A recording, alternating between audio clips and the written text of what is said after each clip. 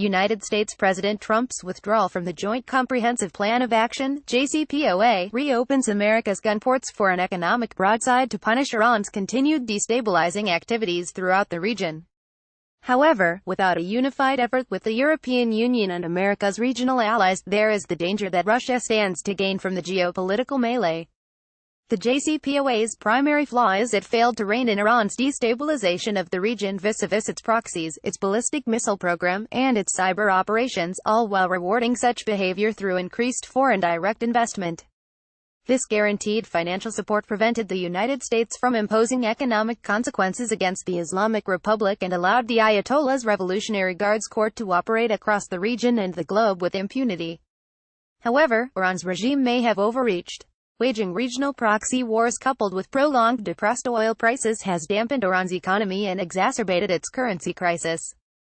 Meanwhile, growing microeconomic hardship continues to foment unrest across the Islamic Republic. Labor strikes and anti-regime sentiment are boiling beneath a lid that has long been clamped down upon by the regime. But the more repressive the regime grows, the more vocal and visceral the protests become.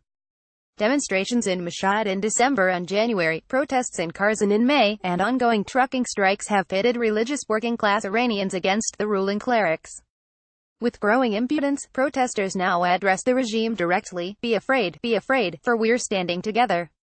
The false promise of the Islamic Revolution and the resulting economic crisis, rampant corruption, and endless interventionism abroad have emboldened the Iranian people.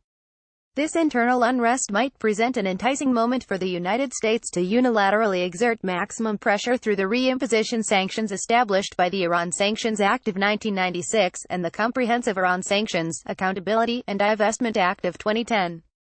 However, this strategy bears significant risks. Severe unilateral sanctions could give justification for Iran to completely abrogate the JCPOA and restart its nuclear program, a move that would likely invite an Israeli kinetic response resulting in open war across the Middle East. Sanctions could also exacerbate an already volatile internal situation, leading to regime collapse and a power struggle that would likely see a military strongman, such as Quds Force Commander Qasem Soleimani, take the helm. Or sanctions could backfire and bolster support for the clerics by engendering anti-US sentiment amongst Iranians, thereby further entrenching the regime. Each of these possible outcomes carries with it various consequences for the national security of the United States and its allies. Regardless of the aftermath, the primary benefactor of continued instability in the Middle East is the Russian Federation. The Russian economy is expanding timidly, 1.5% in 2017, following 2 years of recession. However, Russia's economic success is predicated mainly upon its oil and gas exports. Fortunately for Moscow, oil prices are up from $27 a barrel in 2016 to the current level of around $76 a barrel. This nearly tripled price of Brent crude oil is due in large part to agreements amongst oil-producing countries to cut production to reduce the glut of stockpiles resulting from the market crash between 2014 and 2016. Additionally, instability in Venezuela and the Middle East add to the rising price.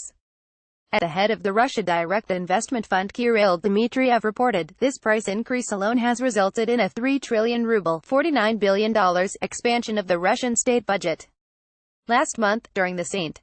Petersburg International Economic Forum (SPIEF), Russian Central Bank Governor Elvira Nabiullina outlined President Putin's ambitious economic plan, whereby the Russian economy grows at rates above world levels. This means almost 4%. For that level of growth to be achieved in the face of continuing sanctions resulting from the annexation of Crimea in 2014, Russian President Vladimir Putin cannot stake his country's economic viability on market forces and tepid relationships with other oil-producing nations. To tilt the table in his favor, Putin is intentionally destabilizing key regions both to enable artificially elevated oil prices and to ensure a lasting market for Russia's export of weapons systems and nuclear energy production facilities. Presently, it seems Russia's destabilizing investments in Syria through its continued support for President Assad and for Iran amassing forces along the Israeli border have effectively worked. While these actions have rendered the Middle East a powder keg, Putin has forged alliances on both sides of the conflict. He has done this by finding common ground with Saudi Arabia regarding oil output and by continuing his support for Iran and Turkey both militarily and in the United Nations. But Putin's coup de grace for Russia's ailing economy is just beginning. At a joint news conference with French President Emmanuel Macron in late May, President Putin commented on the European Union's efforts to salvage the JCPOA. Certainly we can discuss Iran's ballistic missiles. We can discuss Iran's policies in the Middle East and its nuclear activities after 2025. At the same time, according to President Putin, an oil price of $60 per barrel suits Russia. Pages